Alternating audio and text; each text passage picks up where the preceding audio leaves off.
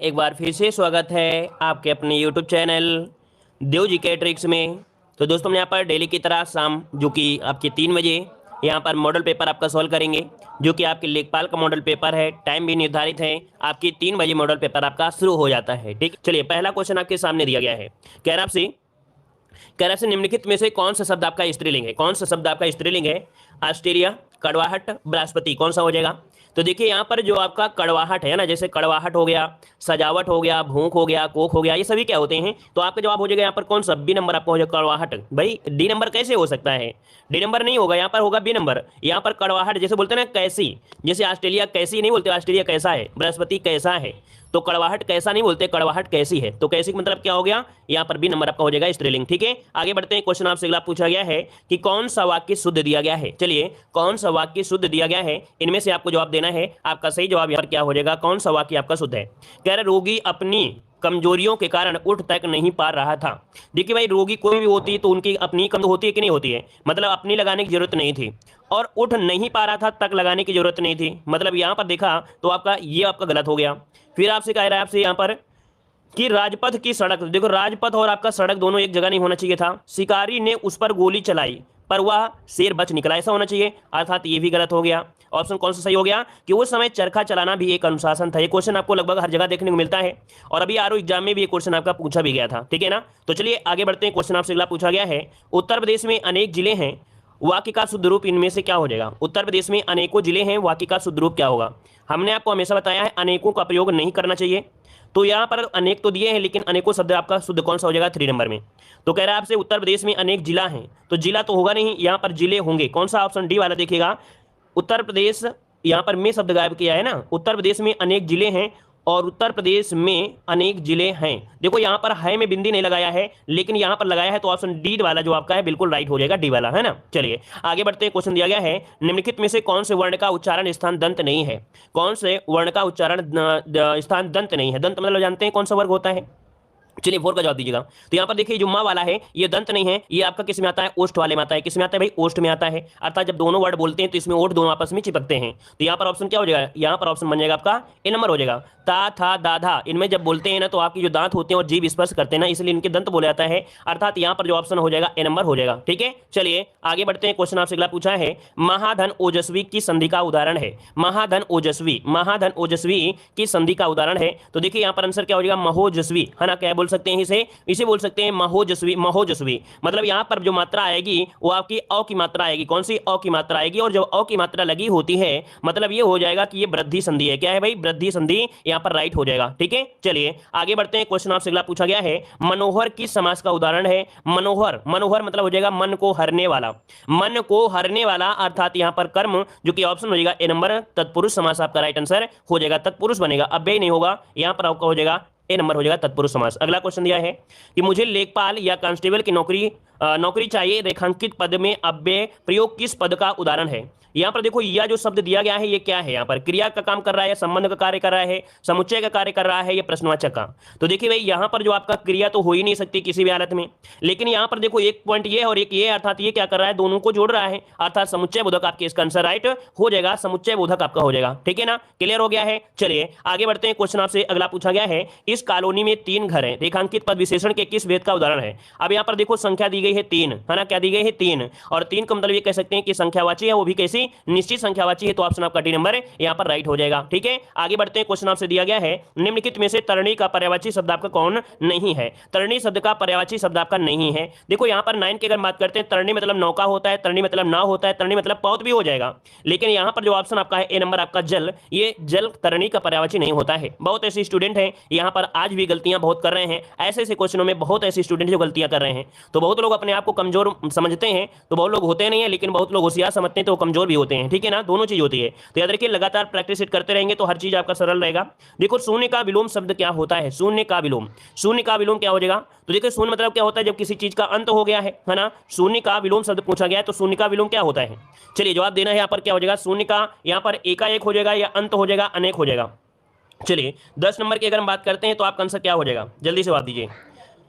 चलिए शून्य का शिखर हो जाएगा। देखिए ऑप्शन आपका सी हो जाएगा, सी हो जाएगा। बोलते हैं ना शून्य से शिखर तक, क्या बोलते हैं, शून्य से शिखर तक का बोलते हैं ना, मतलब शून्य का मतलब ये हो गया हम लोग शुरुआत में है, क्या है भाई, शुरुआत है। और इसके बाद क्या हो जाएगा, आप लोग शिखर में पहुंचेंगे अर्थात सबसे ऊंचाई बिंदु पर पहुंचेंगे, तो इसका मतलब आपका हो गया यहाँ पर आपका सी नंबर हो गया। ठीक है, तभी आप देखते हैं कोई सीरीज चलाते हैं बोलते हैं शून्य से शिखर तक, तो अभी आप लोग स्टार्टिंग में है, जैसे जैसे बढ़ेंगे तो क्या हो जाएंगे, आप बढ़ेंगे। ठीक है, चलिए आगे बढ़ते हैं। क्वेश्चन आपसे क्या पूछा गया है, यहाँ पर दिया गया है निम्नलिखित युग्म का सही अर्थ आपको बताना है, जवाब देना है। मैथ मैजिक आप ही बताइए फिर क्या हो जाएगा। मैथ मैजिक, मैथ का तो लगाते हो हमेशा आप, थंबनेल यही लगाते होगे कि शून्य से शिखर बताइए। शून्य कहाँ होता है, शिखर कहाँ होता है, इतना तो ज्ञान होगा ही होगा, है कि नहीं। चलिए बताइए, यहाँ पर क्वेश्चन दिया है निम्नलिखित शब्द युग्म का सही अर्थ आपको बताना है। चलिए सही जवाब इनमें से क्या हो जाएगा। चलिए मेरा गलत है तो फिर हमें भी क्यों बोल रहे हो कि आपका क्वेश्चन गलत है। गलती अपनी मानिए, दूसरे गलत क्यों बोलते हैं। ऐसे कैसे मैथ मैजिक बन गए, चैनल का नाम भी रख लिए हैं मैथ मैजिक। चलिए बताइए निम्नलिखित शब्द युग्म का सही अर्थ क्या हो जाएगा। उपर्युक्त दिया है और उपयुक्त दिया है, इनका अर्थ इनमें से क्या हो सकता है। तो देखिए भाई उपर्युक्त और यहाँ पर इसका, तो एक शब्द युग्म आपका अर्थ क्या हो सकता है, ऊपर कहा हुआ ठीक, या ठीक ऊपर कहा हुआ, दोनों में एक ही होगा। यहाँ पर दोनों में एक ही होगा और आंसर क्या होगा, ए वाला हो जाएगा, ऊपर कहा हुआ ठीक। यहाँ पर आंसर आपका ए नंबर यहाँ पर राइट हो जाएगा। ठीक है, आगे बढ़ते हैं। क्वेश्चन आपसे दिया गया है निम्नलिखित में से कौन सा विकल्प अंतःस्थ वर्ण का उदाहरण नहीं है। देखिए अंतःस्थ का मतलब आप लोग जानते हैं कि अंतःस्थ मतलब होते हैं जिनकी संख्या होती है 4, या रा ला वा सा, है ना, या रा ला वा 4 ही होते हैं। अब यहाँ पर जो फा होता है, फा किस में आता है, आपके ओष्ठ में आता है, तो ऑप्शन क्या हो जाएगा, ए नंबर आपका राइट हो जाएगा।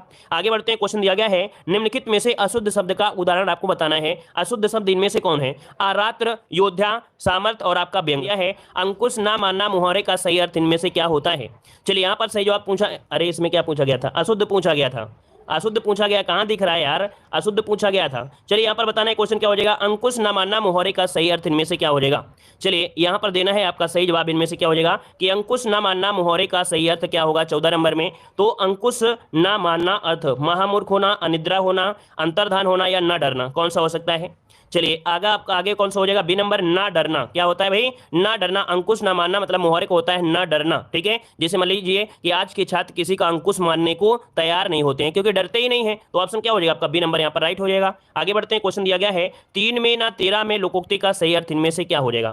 3 में ना 13 में इसका अर्थ इनमें से क्या हो जाएगा। चलिए 15 का ऑप्शन देना है, 15 का ऑप्शन क्या हो जाएगा। तो देखिए यहाँ पर जिसकी प्रशंसा ना हो, जिसकी प्रशंसा हो, जिसकी पूंछ हो, जिसकी पूंछ ना हो, तो यहाँ पर देखिए 3 में ना 13 में मतलब क्या होता है, जिसकी पूंछ ना होती उसको होता है, तो ऑप्शन क्या हो जाएगा यहाँ पर आपका डी नंबर राइट हो जाएगा। ठीक है, आगे बढ़ते हैं। क्वेश्चन आपसे दिया है आपका मित्र विमान दुर्घटना के कारण घायल हो गया, ऐसे में उसे लिखा गया पत्र क्या कहलाएगा। चलिए यहाँ पर आंसर देना है आपका सही जवाब इनमें से क्या हो जाएगा। चलिए 16 नंबर का जवाब देखिए, काफी लोग जवाब दे रहे हैं कि ऐसी स्थिति में बोला था हमने कि जैसे कोई किसी कोई खत्म हो जाता है, कुछ हो जाता है, उसे बोलते हैं संवेदना पत्र। क्या होता है, जब दुख वगैरह होता है तो ऐसे समय में लिखा गया जो पत्र होता है उसे हम लोग संवेदना पत्र कहते हैं। तो इसका ऑप्शन क्या हो जाएगा, ए नंबर आपका राइट हो जाएगा। अगला क्वेश्चन दिया गया है निम्नलिखित में से कौन सा प्रत्यय सामाजिक शब्द में प्रयुक्त हुआ है। सामाजिक, समाज धन एक, क्या निकलेगा, समाज धन एक। और कौन सा वाला, यहाँ पर ऑप्शन बी वाला निकलेगा, समाज धन एक, छोटी की मात्रा निकलेगा ना, अर्थात इसमें एक प्रत्यय है जो कि ऑप्शन आपका डी नंबर राइट हो जाएगा। अगला क्वेश्चन दिया गया है कि अटल शब्द में कौन सा उपसर्ग विद्यमान है। अटल में कौन सा उपसर्ग, और उपसर्ग होता है पहले, तो इसका मतलब आपका आंसर क्या हो जाएगा, यहाँ पर आंसर हो जाएगा आ हो जाएगा, जो आपका आ है ये आपका उपसर्ग हो जाएगा। ठीक है, क्लियर है। आगे बढ़ते हैं। क्वेश्चन दिया गया है कोष्ठ का तद्भव शब्द क्या होता है। कोष्ठ का तद्भव शब्द इनमें से क्या हो जाएगा। चलिए जवाब दीजिए, यहाँ पर आंसर क्या हो जाएगा। घोड़ा शब्द का तत्सम क्या होता है।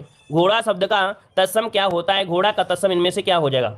चलिए घोड़ा का तत्सम इनमें से क्या हो जाएगा। चलिए बहुत बार आपने पढ़ा होगा घोड़ा का घोटक, क्या पढ़े भाई, घोड़ा का आपने पढ़ा होगा, घोटक पढ़ा होगा ना, तो चलिए बताइएगा क्या हो जाएगा। तो यहाँ पर देखिए 20 का ऑप्शन बन जाएगा, बिल्कुल इजी है क्वेश्चन आपका, यहाँ पर हो जाएगा घोटक हो जाएगा सी नंबर। ठीक है, तत्सम रूप पूछा गया है तो तत्सम क्या हो जाएगा, यहाँ पर सी नंबर आपका राइट हो जाएगा। ठीक है, चलिए आगे बताइए। क्वेश्चन दिया गया है कि तद्भव से तत्सम बने सही शब्द युग्म को चिन्हित कीजिएगा। मतलब दिया है तत्सम से तद्भव, तद्भव से तत्सम, तद्भव से तत्सम शब्द युग्म का जो सही चिन्हित शब्द क्या हो सकता है। तो चलिए यहाँ पर देखो दिया है पुरुषार्थ और यहाँ पर दिया है पुरुषार्थ। भतीजा का दिया गया भारत जय, क्या दिया है, भारत जय। तो ये भारत जय जो दिया है वो क्या सही दिया है या नहीं दिया है। तो भारतज्य होता है, क्या होता है भाई, यहाँ पर भ्रातज्य होता है, मात्रा यहाँ पर होना चाहिए, इसका मतलब ये वाला आपका गलत दिया गया है। घी दिया है घी, और आपको पता है घृत होता है, क्या होता है, घृत होता है, इसका मतलब ये भी गलत दिया है। यहाँ पर गोद दिया है गोद, और गोद का दिया है क्रोड होता है, गोद का होता है क्रोड होता है, क्रोड होता है, यहाँ पर गलत है, तो ऑप्शन ए नंबर इसका राइट हो जाएगा। नोट करिएगा, अच्छे क्वेश्चन आपका था और थोड़ा थोड़ा कंफ्यूज करने वाला था, इसका ऑप्शन ए नंबर आपका राइट हो जाएगा। अगला है हाथी का पर्यायवाची शब्द आपका कौन सा हो जाएगा। जाएगा। हाथी का पर्यायवाची 22 नंबर में बताइएगा, हाथी का क्या हो जाएगा? तो हाथी का पर्यायवाची होता है गयंद। क्या होता है? गयंद होता है। ऑप्शन बनेगा यहां पर आपका बी नंबर गयंद हो जाएगा। ठीक है ना? चलिए, है होता है आप लोग जानते हैं, घोड़े को कहते हैं। ठीक है, चलिए आगे बढ़ते हैं। क्वेश्चन दिया गया है निम्नलिखित शब्दों में से एक शब्द शंकर का पर्यायवाची नहीं है। यहां पर जवाब दीजिएगा कि शब्दों में से एक शब्द शंकर का पर्यायवाची नहीं है, शंकर का पर्यायवाची नहीं है। चलिए 23 नंबर में, तो देखिए 23 की अगर बात करते हैं तो यहां पर देखो ललाटाक्ष दिया है, गंगाधर दिया है, त्रिलोचन दिया गया है, हिमकर दिया गया। हिमकर देखिए ऑप्शन डी नंबर जो आपका दिया है हिमकर। हिमकर होता है चंद्रमा को। किसे कहते हैं भाई? हिमकर जो कहते हैं वो चंद्रमा को कहते हैं, मतलब ऑप्शन जो बनेगा वो आपका डी नंबर हो जाएगा। अगला बताइए, क्वेश्चन दिया गया है पर्यायवाची की दृष्टि से एक युग्म आपका अशुद्ध है, इस अशुद्ध युग्म को आपको बताना है। आपका सही जवाब इनमें से क्या हो जाएगा? चलिए भाई यहां पर जवाब दीजिएगा कि इनमें पर्यायवाची जो आपका अशुद्ध है कौन सा है? 24 नंबर में काफी लोग जवाब दे रहे हैं ए नंबर। चलिए कुछ लोग डी नंबर भी दे रहे हैं। तो देखिए भाई 24 की अगर हम बात कर लेते हैं तो यहां पर देखिए जो आपका आकाश का दिया है, आपका दिया है पुष्कर दिया है, आकाश का दिया गया है पुष्कर। यहां पर अशुद्ध युग्म आपसे पूछा गया था ना, 24 में अशुद्ध युग्म पूछा गया था। और सी नंबर दिया है यमुना का जहावी दिया है। अब आपको अगर नहीं आता है तो गलती जरूर हो सकता है, यमुना जहावी का युग्म नहीं है, जहावी गंगा का होता है। सबसे पहली बात है ये जो होता है आपके गंगा का पर्यायवाची होता है। किसका? गंगा का पर्यायवाची होता है। मतलब जो आपका सी वाले जो दे रहे हैं वो तो खत्म हो गए यहाँ से पूरी तरीके से। ये जो सी नंबर आपका है मतलब कह सकते हैं यही अशुद्ध आपका था, अर्थात यही वाला आपका सी नंबर आपका हो जाएगा। जहावी जो होता है वो आपका गंगा का होता है, याद रखिएगा। ठीक है, क्लियर हो गया? पुष्कर आकाश और तालाब दोनों का होता है, याद रखिएगा। जो लोग यहाँ पर ए समझ रहे थे तो याद रखिए, नोट कर लीजिएगा। जैसे हमने बताया था रसाल, है ना, रसाल आम का भी होता है और गन्ने का भी होता है। और याद रखिएगा कि यहाँ पर जो पुष्कर होता है ये आपके आकाश और तालाब दोनों का होता है, नोट कर लीजिएगा। ये आपका जो होता है जो पुष्कर है ये तालाब का भी होता है और आकाश का भी होता है, तो ये भी नोट कर लीजिएगा। जैसे हमने इसके पहले लेक्चर में बताया था कि रसाल आपके ईंख का भी होता है, अर्थात गन्ने का भी होता है, और आपके आम का भी होता है, इसी प्रकार से इसका भी होता है, याद रखिएगा। ठीक है, नोट कर लीजिएगा। अगला क्वेश्चन आपसे दिया गया, पहले पन्ने में नोट करिएगा, पहले पन्ने में, ताकि भूलिए ना कभी। आगे बढ़ते हैं। क्वेश्चन दिया गया है निम्नलिखित में से कौन सा शब्द आपका अतिथि का पर्यायवाची नहीं है? अतिथि का पर्यायवाची नहीं है 25 नंबर में। चलिए तो देखिए अतिथि मतलब होता है अभ्यागत, आगंतुक, और इसके बाद क्या होता है? पाहुन भी होता है, पाहुन होता है। लेकिन यहाँ पर दिया है जात वेदस। क्या दिया है? जात वेदस दिया है। ऑप्शन बनेगा यहाँ पर आपका कौन सा? बी नंबर यहाँ पर राइट हो जाएगा, अर्थात ये आपके अतिथि का पर्यायवाची नहीं है। ठीक है, क्लियर हो गया? चलिए आगे बढ़ते हैं। ये अग्नि का होता है। ठीक है, ये होता है आपके अग्नि का पर्यायवाची होता है, अग्नि का पर्यायवाची। ठीक है, नोट कर लीजिए, ये अग्नि का पर्यायवाची होता है। चलिए आगे बढ़ते हैं। क्वेश्चन आपसे अगला पूछा गया है, यहाँ पर क्वेश्चन आ गया है कि भारत के राष्ट्रपति द्वारा राज्यसभा में कितने सदस्यों को मनोनीत किया जाता है? चलिए जवाब दीजिएगा कि भारत के राष्ट्रपति द्वारा राज्यसभा में कितने सदस्यों को मनोनीत किया जाता है? आपका सही आंसर क्या हो जाएगा? चलिए, हमको ऐसा लगता है कि अब आप लोगों को हिंदी की जगह हिंदी की जगह जो आपकी जीके है उसमें पढ़ने में ज़्यादा आनंद आता है आप लोगों को, है ना? ऐसा भी है क्या? हिंदी से अच्छा जीके पढ़ने में आप लोगों को आनंद आता है क्या? बता दीजिए जल्दी से। चलिए तो देखिए यहाँ पर दिया गया है भारत के राष्ट्रपति द्वारा राज्यसभा में, तो 51 का ऑप्शन क्या बनेगा? यहाँ पर सी नंबर हो जाएगा, 12 हो जाएगा, ऑप्शन आपका सी हो जाएगा। आगे बढ़ते हैं। क्वेश्चन दिया गया है विटामिन बी की कमी से कौन सा रोग होता है? विटामिन बी की कमी से कौन सा रोग होता है? तो यहाँ पर आंसर क्या हो जाएगा? तो देखिए भाई यहाँ पर दिया गया स्कर्वी तो होता नहीं क्योंकि सी से होता है, रतौंधी तो ए से होता है, मतलब ऑप्शन जो सी नंबर आ रहा है आपका वेरी आपका जवाब राइट हो जाएगा। ठीक है ना? चलिए आगे बढ़ते हैं। क्वेश्चन दिया है दुधवा नेशनल पार्क कहाँ पर अवस्थित है? दुधवा नेशनल पार्क जो स्थित है कहाँ पर स्थित है? आपका जवाब हो जाएगा उत्तर प्रदेश में है। याद रखिएगा कि दुधवा नेशनल पार्क उत्तर प्रदेश के कहां पर है? जो सबसे बड़ा जनपद है लखीमपुर खीरी, तो लखीमपुर खीरी में, याद रखेगा। ठीक है ना? और 1970 को दुधवा के जंगलों को राष्ट्रीय उद्यान का दर्जा था, अर्थात बनाया गया था। आगे बढ़ते हैं। क्वेश्चन दिया है भूकंप की तीव्रता मापने वाला यहां पर यंत्र कौन सा है? भूकंप की तीव्रता मापते हैं रिएक्टर स्केल से, तो ऑप्शन बनेगा आपका बी नंबर, रिएक्टर स्केल हो जाएगा। अगला क्वेश्चन दिया है पूर्ण स्वराज का प्रस्ताव कांग्रेस के किस अधिवेशन में लाया गया था? जीके वाली सीरीज में ये क्वेश्चन आपको लगभग पढ़ा दिया गया है, कई बार से हमने बताया भी है। तो देखिए पूर्ण स्वराज का जो प्रस्ताव था वो 31 दिसंबर 1931 को कांग्रेस के जो अध्यक्ष थे जवाहरलाल नेहरू ने पारित किया था। और यहां पर जो आंसर है आपका बी हो जाएगा, लाहौर अधिवेशन। ठीक है, बी नंबर, लाहौर अधिवेशन। आगे बढ़ते हैं। क्वेश्चन दिया है कि विश्व रेड क्रॉस दिवस कब मनाया जाता है? विश्व रेड क्रॉस दिवस कब मनाते हैं? यहां पर आंसर दीजिएगा। तो देखिए आपका जवाब हो जाए यहाँ पर ए नंबर, 8 मई को मनाते हैं, 8 मई को मनाते हैं, याद रखिएगा। ठीक है ना? ये जो रेड क्रॉस है इसके संस्थापक और शांति के लिए पहला नोबेल पुरस्कार हेनरी ड्यूनेक को दिया गया था, उनके जन्म दिवस के उपलक्ष्य में मनाया जाता है। किसके? रेड क्रॉस जो दिवस मनाया जाता है वो हेनरी ड्यूनेट के जन्म दिवस के रूप में मनाता है, हेनरी ड्यूनेट। ठीक है, आगे बढ़ते हैं। क्वेश्चन आपसे अगला पूछा गया है कि रंगास्वामी कप का संबंध किस खेल से है? रंगास्वामी कप का जो संबंध है वो किस खेल से है? तो यहां पर देखिए आपका आंसर क्या हो जाएगा? सी नंबर बिल्कुल सही है आपके, हॉकी से संबंधित है। याद रखिएगा कि रंगास्वामी कप का जो संबंध है वो हॉकी के खेल से, याद रखिएगा, ठीक है, जिसमें 11 खिलाड़ी होते हैं। हॉकी की जो लंबाई होती है वो आपकी 36 इंच होती है। कितनी होती है? 36 इंच होती है इस हॉकी की जो लंबाई होती है, ठीक है। और आगे बढ़ते हैं, क्वेश्चन दिया गया है इंडिया पुस्तक के लेखक आपके कौन है? इंडिया पुस्तक के लेखक इनमें से कौन हो जाएंगे? तो देखिए यहाँ, सॉरी माफ करिए, इंडिया दिया है लेकिन होना चाहिए इंडिका। क्या होना चाहिए? इंडिका होना चाहिए, नोट कर लीजिएगा, यहाँ पर इंडिका होगा, ठीक है। इंडिका पुस्तक के लेखक आपके कौन है? मेगास्थनीज हो जाएगा, ऑप्शन ए हो जाएगा मेगास्थनीज, जो कि एक ग्रीक लेखक थे आपके, ठीक है, मौर्यकालीन एक लेखक रहे हैं। आगे बढ़ते हैं, क्वेश्चन दिया गया है कि भारत में काजू का सबसे बड़ा उत्पादक राज्य इनमें से कौन हो जाएगा? काजू का उत्पादक राज्य इनमें से कौन सा हो जाएगा? तो चलिए, हमने आपको बताया था कि महाराष्ट्र या तो आपको केरल, दो ही जगह मिलती है, या तो केरल नाम आएगा या तो महाराष्ट्र आएगा। महाराष्ट्र ऑप्शन में ही नहीं है, तो सिंपल से ऑप्शन है कि आप सी नंबर इसे लगा सकते हैं, ठीक है। आगे बढ़ते हैं, क्वेश्चन आपसे दिया है कपास तंतु किससे प्राप्त होता है? कपास जो प्राप्त होता है वो किससे प्राप्त होता है? बीज से, फल से, पुष्प से या तने से होता है? इसका जवाब देना है। आपका सही जवाब इनमें से क्या हो जाएगा? चलिए, अरे अभी तो महाराष्ट्र है, तो इसमें कौन सा है ये बताइए हो। इसमें कहा महाराष्ट्र दिया है क्या? हमने तो पहले ही बता दिया है, तो क्यों परेशान होते हो? हमने बोल दिया है ऑप्शन के अनुसार सही करना है। यहाँ पर देखिए, हमने तो बताया कि नहीं कि महाराष्ट्र नहीं है, तो ऑप्शन क्या लगाओगे? यहाँ पर सी लगाओगे कि नहीं लगाओगे? चलिए, यहाँ पर बताइए कपास तंतु किससे प्राप्त होता है? 60 नंबर का जवाब इनमें से क्या हो जाएगा? तो इसका ऑप्शन आप लोग ए लगाइए, ज्यादा उचित रहेगा। क्योंकि क्या होता है, फल होता है, फल के ऊपर जैसे छिलका होता है निकल जाता है, इसके बाद बीज होते हैं, और बीज से ही आपके कह सकते हो जो सफेद वाला रुई निकलता है वो इससे निकलता है, ठीक है। तो इसका जो ऑप्शन लगाएंगे वो आप लोग ए नंबर लगाइए, बीज से, ठीक है। चलिए आगे बढ़ते, क्वेश्चन दिया गया है मनुष्य का सामान्य रक्तचाप कितना होता है? चलिए, मनुष्य का सामान्य जो रक्तचाप होता है वो कितना होता है? तो देखिए भाई, यहाँ पर 120 बटे जो आपका 80 है, ये आपका राइट आंसर आपका हो जाएगा, ठीक है। यहाँ पर आंसर बनेगा बी नंबर, 120 बटे 80 इसका राइट आंसर आपका हो जाएगा, ठीक है। अगला क्वेश्चन दिया है गीता रहस्य पुस्तक के लेखक कौन है? गीता रहस्य पुस्तक के लेखक आपके गंगाधर तिलक थे, ठीक है। कौन थे भाई? ऑप्शन ए हो जाएगा बाल गंगाधर तिलक, ऑप्शन बनेगा यहाँ पर ए नंबर राइट हो जाएगा। ऐसे भी यहाँ पर याद होगा कि शक्तिमान देखा होगा, तो आपको उसमें गीता भी थी और उसमें बाल गंगाधर भी थे, है ना। तो यहाँ पर आंसर क्या हो जाएगा? ए नंबर यहाँ पर राइट हो जाएगा। अगला क्वेश्चन दिया है निम्नलिखित में से एसएमएस लॉर्ड रिपन, मतलब यहाँ पर 63 नंबर क्या दिया गया है? एसएमएस का फुल फॉर्म। तो इसका फुल फॉर्म होता है, याद रखिए, यहाँ पर लॉर्ड रिपन, वो मतलब टाइपिंग वाले से कुछ न किसी प्रकार से मिसप्रिंट हुई है। यहाँ पर क्या एसएमएस का जो फुल फॉर्म होता है ये पूछा गया है। एसएमएस का फुल फॉर्म पूछा गया है, इसका फुल फॉर्म होता क्या है ये बताइए? Short messaging service. Short messaging यहाँ पर सर्विस मतलब ऑप्शन जो हो जाएगा वो आपका ए नंबर इसका राइट हो जाएगा। शॉर्ट मैसेजिंग सर्विस होता है, उसका ऑप्शन बनेगा यहाँ पर ए नंबर, मैसेजिंग होता है, ठीक है। आगे बढ़ते, क्वेश्चन आपसे दिया गया है मलेरिया की दवा कुनैन किससे प्राप्त की जाती है? मलेरिया की दवा कुनैन किससे प्राप्त होती है? चलिए, नागफनी से होती है क्या? किससे होती है? जल्दी जवाब दीजिए 64 नंबर में।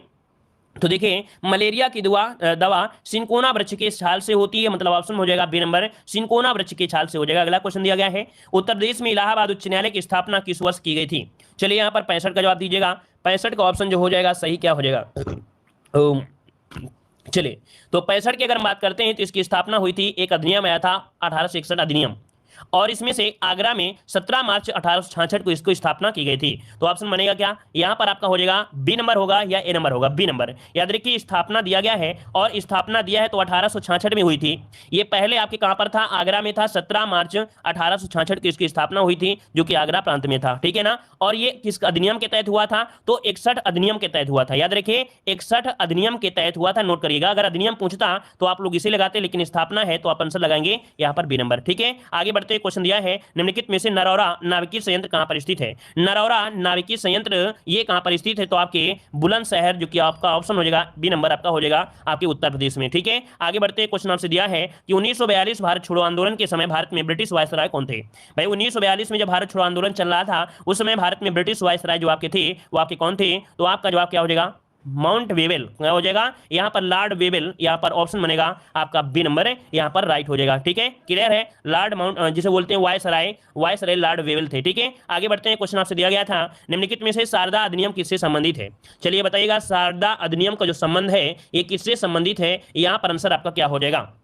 चलिए, हमने आपको कल बताया था जो कि शारदा बनाते हैं बच्चे को, मतलब आपका जवाब क्या हो जाएगा? यहाँ पर देखिए, आपका 68 का ऑप्शन सी हो जाएगा, बाल विवाह नियंत्रण, ऑप्शन हो जाएगा सी नंबर राइट हो जाएगा, ठीक है। चलिए, अरे यार, अभी भी इतने लोग हैं जो अभी भी जवाब गलत दे रहे हैं, इतने लोग हैं जो आज भी जवाब गलत दे रहे हैं, मतलब बताने के बावजूद भी। इसका मतलब है जो लोगों ने जवाब दिया होगा उन लोगों ने हमारी पिछली क्लासें जरूर नहीं देखा होगा।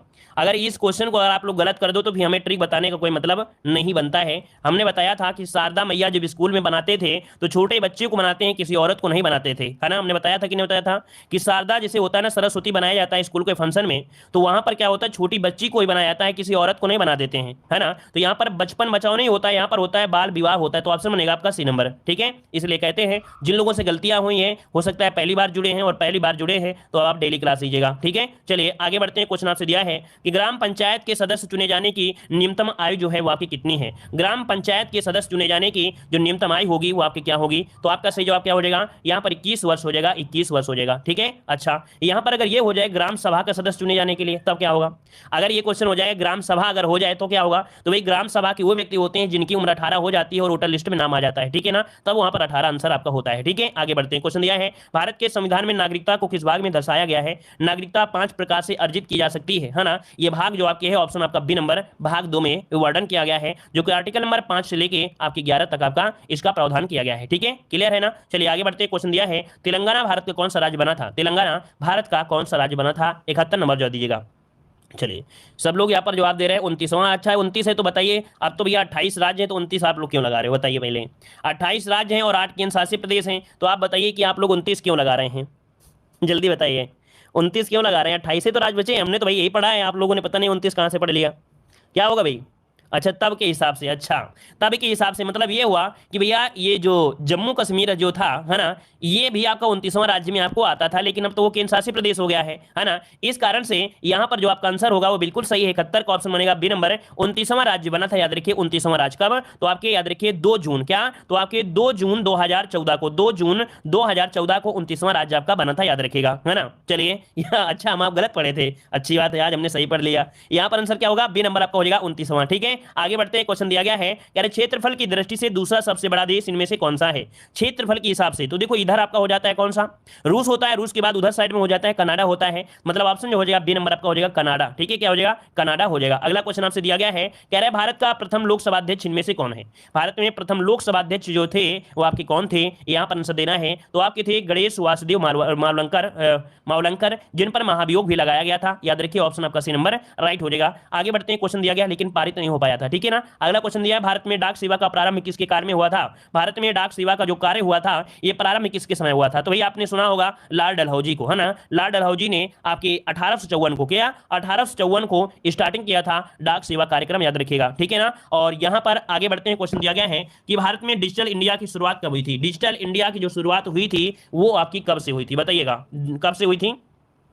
चलिए यहां पर देखिए आपका आंसर इनमें से क्या हो जाएगा, 53 नहीं होगा भैया, वो 54 में था। 53 तो आपकी वो बनी थी, क्या बोलते, ट्रेन चली थी, है ना। यहाँ पर उसके बाद लगातार होता रहा था काम। देखिए यहाँ पर डिजिटल इंडिया दिया है 75 का बी हो जाएगा 1 जुलाई 2015। 1 जुलाई 2015 को भारत के प्रधानमंत्री जो थे इन्होंने इसका कह सकते हैं कि शुरुआत किया था, और गाँव गाँव तक हाई स्पीड इंटरनेट सेवा प्रदान की जाए। तो इसका ऑप्शन क्या हो जाएगा आपका बी नंबर हो जाएगा। आलू क्रांति जो आपका सॉरी आलू उत्पादन जो संबंधित है किससे संबंधित है, तो आपके गोल क्रांति से है। किसे, गोल क्रांति, ऑप्शन बन जाएगा आपका बी नंबर राइट हो जाएगा। अच्छा ये बताइए कि आलू अनुसंधान संस्थान कहां पर है, भारतीय आलू अनुसंधान संस्थान कहां पर है, भारतीय आलू अनुसंधान संस्थान कहां पर है, तो हमने बताया था शिमला में है। कहां पर है भाई, शिमला में है। अगला क्वेश्चन दिया है गुलाबी क्रांति का जनक कौन है। गुलाबी क्रांति का जनक इनमें से क्या हो जाएगा, गुलाबी क्रांति का जो जनक है वो आपके इनमें से कौन हो जाएंगे। चलिए तो आपके याद रखिए ये है आपके दुर्गेश पटेल, ऑप्शन बी हो जाएगा। गुलाबी क्रांति का जनक है वो आपके दुर्गेश पटेल हैं, और गुलाबी क्रांति का संबंध होता है झींगा उत्पादन से संबंधित है, ठीक है। आगे बढ़ते हैं। क्वेश्चन दिया है कि भारत में जमींदारी प्रथा का प्रारंभ किसने किया था।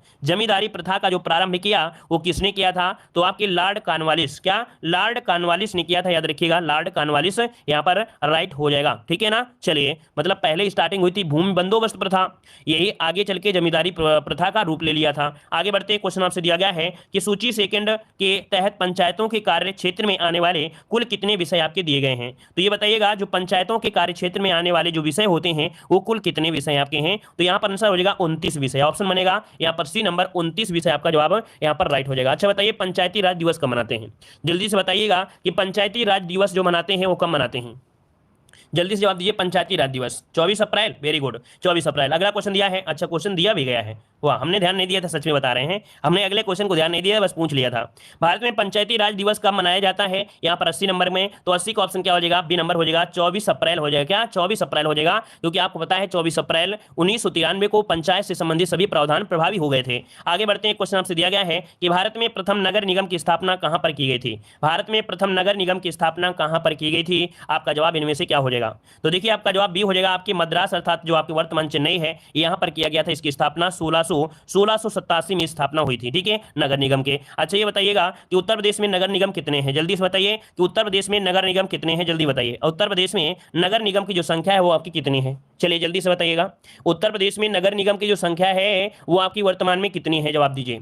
चलिए कितनी है भाई, 17 है, 17 है कि 16 है। चलिए काफी लोग भैया यहाँ पर 16 दे रहे हैं, कुछ लोग तो एडवांस टेक्नोलॉजी लागे हो गए हैं, 18 बोल रहे हैं। 17 है, 17वां शाहजहांपुर है, ठीक है। अगला क्वेश्चन दिया गया है कि ग्रामीण व नगर समुदाय में एक वैज्ञानिक अंतर निम्नलिखित में से किस आधार पर किया जा सकता है। अर्थात जो ग्रामीण है व नगर समुदाय में दोनों में एक वैज्ञानिक अंतर है, ये किस आधार पर अंतर किया जा सकता है 82 नंबर में, तो लोगों के व्यवसाय के आधार पर, ठीक है, लोगों के व्यवसाय के आधार पर किया जा सकता है ना। कि गांव के लोग क्या करते हैं भाई, गांव के लोग होते हैं खेती किसानी में लगे रहते हैं, नगर वाले अपना कुछ ना कुछ प्राइवेट सिस्टम कर लेते हैं, ठीक है। आगे बढ़ते हैं, क्वेश्चन दिया गया है भारत में प्रति वर्ष कृषक दिवस कब मनाया जाता है। भारत में प्रति वर्ष कृषक दिवस जो मनाते हैं वो कब मनाते हैं, 83 नंबर में। चलिए तो देखिए 83 का ऑप्शन हो जाएगा यहाँ पर 23 दिसंबर हो जाएगा। क्या हो जाएगा, 23 दिसंबर हो जाएगा कि कृषक दिवस 23 दिसंबर को मनाया जाता है, याद रखिएगा। और क्यों, क्योंकि भारत के पूर्व प्रधानमंत्री जो चौधरी चरण सिंह थे, है ना, चौधरी चरण सिंह थे, उनके जन्मदिवस के अवसर के रूप में ही तो मनाते हैं ना। तो ऑप्शन हो जाएगा आपका ए नंबर राइट हो जाएगा। आगे बढ़ते हैं, क्वेश्चन दिया गया है पहली बार कृषि संगणना किस वर्ष कराई गई थी। पहली बार कृषि संगणना किस वर्ष कराई गई थी, ये कराई गई थी आपके 1970 में। कब कराई गई थी, आपके 1970 में। ऑप्शन बनेगा यहाँ पर आपका बी नंबर राइट हो जाएगा। अगला क्वेश्चन दिया गया है कि किस अनुच्छेद के तहत नगर पालिकाओं में आरक्षण संबंधी प्रावधान किया गया। देखिए भाई नगर पालिका दिया गया है ना, नगर पालिका है, और ये जो आपका आरक्षण था 243 के टी में है। देखिए इसका ऑप्शन जो हो जाएगा वो आपका बी हो जाएगा, 243 के टी में। इसका ऑप्शन बी नंबर आपका राइट हो जाएगा। जो लोग यूपीएसआई की तैयारी किए होंगे और हमने आपको वीडियो दिया था तो हमने आपको हर एक चीज आपको बताया था, ये 243 वाली जो पार्ट है बहुत ज्यादा पार्ट है, ठीक है। चलिए अगला क्वेश्चन आपसे दिया है कि भारत में सहकारी समितियों को किस संविधान संशोधन अधिनियम के तहत संवैधानिक दर्जा प्रदान किया गया। तो ये बताइए जो सहकारी समितियां हैं इनको कौन से संविधान संशोधन के तहत एक संवैधानिक दर्जा प्रदान किया गया। तो ये है आपकी कौन, जो आपका 97 नंबर का संविधान संशोधन हुआ था, है ना। ये आपका अधिनियम जो आया था 2011 के तहत, क्या 2011 के तहत हुआ था, इनको संवैधानिक दर्जा आपका प्राप्त हुआ था, ठीक है। आगे बढ़ते हैं, क्वेश्चन आपसे दिया गया है कह रहा है रजत क्रांति किससे संबंधित है। रजत क्रांति आपके अंडे उत्पादन से संबंधित है ना। यहाँ पर आंसर क्या हो जाएगा, बी नंबर यहाँ पर राइट हो जाएगा, ठीक है। अच्छा पहले स्थान पर कौन है, तो पहले स्थान में आपके चीन रहता है। अगला क्वेश्चन दिया है कि किस क्रांति को सदाबहार क्रांति के नाम से जानते हैं। बताइए भाई सदाबहार क्रांति के नाम से किसे जानते हैं, आप लोग जवाब दीजिएगा। सदाबहार क्रांति के नाम से जो जानते हैं किसे जानते हैं, इंद्रधनुषी क्रांति को बोलते हैं, याद रखिए इंद्रधनुषी क्रांति को बोलते हैं, सदाबहार क्रांति के नाम से जानते हैं। याद रखिएगा कि जो सन 2000 में अटल बिहारी वाजपेयी की सरकार ने नई राष्ट्रीय कृषि नीति चलाई थी। कब, सन 2000 ईस्वी में अटल बिहारी वाजपेयी की सरकार ने नई कृषि नीति चलाई थी। यहां पर आंसर आपका सी नंबर राइट हो जाएगा। आगे बढ़ते हैं, क्वेश्चन आपसे अगला पूछा गया है कह रहा आपसे कृषि में युग्म पैदावार का आशय क्या होता है। देखो कृषि में युग्म पैदावार क्या दिया है, युग्म दिया गया है।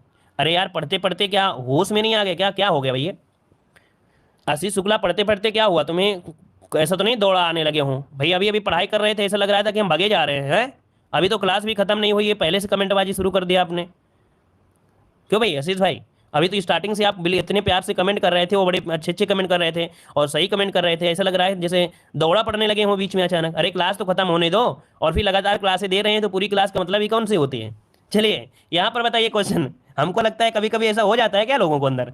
चलिए बताइएगा कि कृषि में युग्म, देखो युग्म मतलब होता है जोड़ा, युग्म मतलब होता है जोड़ा होता है। तो ऑप्शन क्या हो जाएगा, बी नंबर आपका राइट हो जाएगा। एक फसल वर्ष में 2 या 2 से अधिक फसल उगाना, ऑप्शन क्या हो जाएगा, बी नंबर आपका राइट हो जाएगा। क्या हो जाएगा, बी नंबर आपका यहाँ पर राइट हो जाएगा। अरे पढ़ाते पढ़ाते जब लय बना होता है तो लय को तोड़ दिया करते हैं यार, थोड़ा लय जब बना हुआ करें तब बीच में डिस्टर्ब ना किया करें, ठीक है। पूरी क्लास के बाद आपको जितना डिस्टर्ब करना है कर लिया करें, लास्ट में बीच में ना किया करें। तो देखो यहाँ पर क्वेश्चन दिया गया है कि कृषि में युग्म पैदावार का आशय क्या है। तो कृषि में युग्म पैदावार का आशय होता है एक फसल, मतलब एक फसल वर्ष में 2 या 2 से अधिक फसल उगाना, ठीक है। आगे बढ़ते हैं, क्वेश्चन आपसे अगला पूछा गया है कि एक भूमि पर 2 या 2 से अधिक फल उगाना क्या कहा जाता है। चलिए जवाब देना है, एक भूमि पर 2 या 2 से अधिक फसल उगाना, फसल दिया है फसल उगाना क्या कहा जाता है। 90 का ऑप्शन दीजिएगा। जाएगा। तो 90 का ऑप्शन हो जाएगा अंतः फसली कृषि कहते हैं। क्या बोलते हैं इसे? अंतः फसली बोलते हैं। याद रखिए ऑप्शन हो जाएगा बी नंबर। इस क्वेश्चन को इसके पहले भी हमने आपको सॉल्व करवा दिया था। ठीक है, आगे बढ़ते हैं। क्वेश्चन आपसे अगला पूछा गया है, यहां पर देखिए क्वेश्चन है कि एक हेक्टेयर में कितने एकड़ होते हैं। चलिए यहां पर बताइएगा कि एक हेक्टेयर में कितने एकड़ होते हैं। यहां पर आंसर क्या हो जाएगा? चलिए 91 का जवाब दीजिएगा भाई। याद रखिए 91 का जो ऑप्शन बनेगा वो ए हो जाएगा। 2.47 एकड़ होता है। कितना? एक हेक्टेयर में जो एकड़ होता है वो 2.47 एकड़ होता है। इसका ऑप्शन बनेगा आपका ए नंबर हो जाएगा। अगला क्वेश्चन आपसे दिया गया है कि खेतों की माप खसरा खतौनी में किस पैमाने में अंकित रहता है। अर्थात जो खेतों की माप होती है खसरा खतौनी में जो लिखा होता है, अंकित होता है, ये आपके हेक्टेयर में होता है। क्या होता है? हेक्टेयर में। तभी कहा जाता है कि जो हेक्टेयर है वो आपकी अंतरराष्ट्रीय आपकी है। ठीक है, तो ऑप्शन क्या हो जाएगा यहाँ पर? सी नंबर आपका हेक्टेयर हो जाएगा। आगे बढ़ते हैं। क्वेश्चन आपसे अगला पूछा गया है कि मीट्रिक इकाई व्यवस्था कब अपनाई गई थी। चलिए मीट्रिक इकाई व्यवस्था कब अपनाई गई थी? 93 का ऑप्शन क्या हो जाएगा? तो देखिए 93 का ऑप्शन हो जाएगा 1 अक्टूबर 1958 में। क्या हो जाएगा?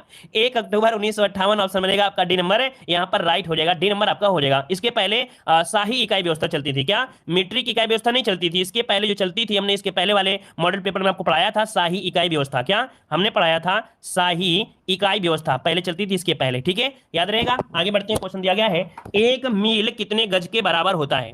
और इस क्वेश्चन को देखते हैं कितने लोग गलत करेंगे। सबसे पहले देख लेते हैं इस क्वेश्चन को कितने लोग गलत करेंगे। हम तो पहले यही देखेंगे। चलिए जल्दी से बताइए कितने लोग गलत करेंगे। चलिए भाई यहाँ पर 94 की अगर हम बात करते हैं तो काफी लोग जवाब दे रहे हैं। यहाँ पर आपका कह रहे हैं ए नंबर होगा, कुछ लोग यहाँ पर सी दे रहे हैं। चलिए 1760 की 1600, 1760 या 1600।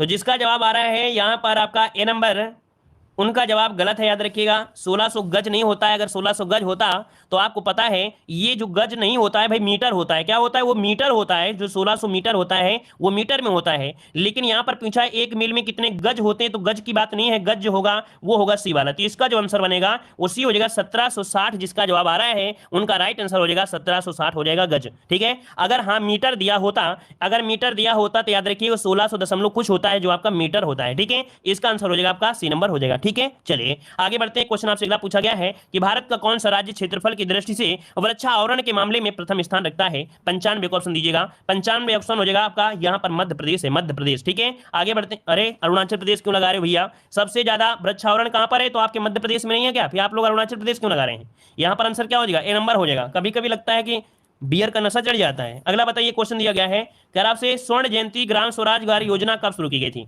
स्वर्ण जयंती ग्राम स्वरोजगार योजना की जो शुरुआत की गई ये कब की गई थी? 96 का जवाब देना है। 96 का ऑप्शन क्या हो जाएगा? तो ये 1999 में। क्या? अप्रैल 1999 में इसकी स्थापना की गई थी। ऑप्शन बनेगा आपका सी नंबर है, यहाँ पर राइट हो जाएगा। अगला क्वेश्चन दिया है प्रधानमंत्री आवास योजना ग्रामीण के अंतर्गत पर्वतीय क्षेत्रों में केंद्र एवं राज्य सरकार द्वारा किस अनुपात में सहायता दी जाती है। बताइए भाई प्रधानमंत्री आवास योजना के अंतर्गत जो केंद्र सरकार और राज्य सरकार का जो अनुपात होता है वो कितना होता है। यहाँ पर आंसर देना है 98 का ऑप्शन। सही जवाब क्या हो जाएगा?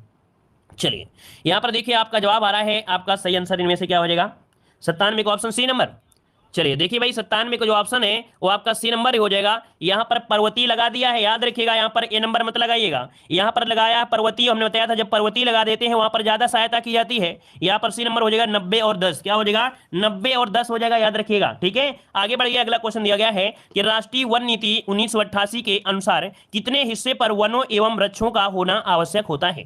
तो भैया आपसे बोला गया था कि अगर 33% वन है तो आपके पर्यावरण में कोई दिक्कत नहीं होगा, आपको पूरे का पूरा ऑक्सीजन मिलती रहेगी। लेकिन अगर इससे कम वन हुए तो कहीं ना कहीं वातावरण आपको दिक्कत करेगी। जैसे वर्तमान में देखते हैं कि इतने परसेंट तो आपका है नहीं है, लगभग 24% में ही सब कुछ है। वन और वन 24% बचा हुआ है, 33% तो है नहीं है। तो भाई दिक्कत होती है कि नहीं होती है? कहीं कार्बन डाइऑक्साइड आवश्यकता, कहीं कुछ न कुछ बीमारी होती रहती है। अगला क्वेश्चन आपसे दिया गया है कि 2011 के जनगणना के अनुसार उत्तर प्रदेश में महिलाओं की जो संख्या है वो कितनी है।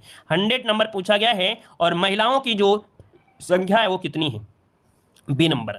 याद रखिए बी नंबर 9.53 करोड़ हो जाएगा। यहां पर आंसर बनेगा आपका 100 का बी नंबर, इसका राइट हो जाएगा। इस प्रकार से ये क्लास। धन्यवाद सभी को, जय हिंद। लाइक करें, शेयर करें और लगातार क्लासें देखते रहिएगा। ठीक है।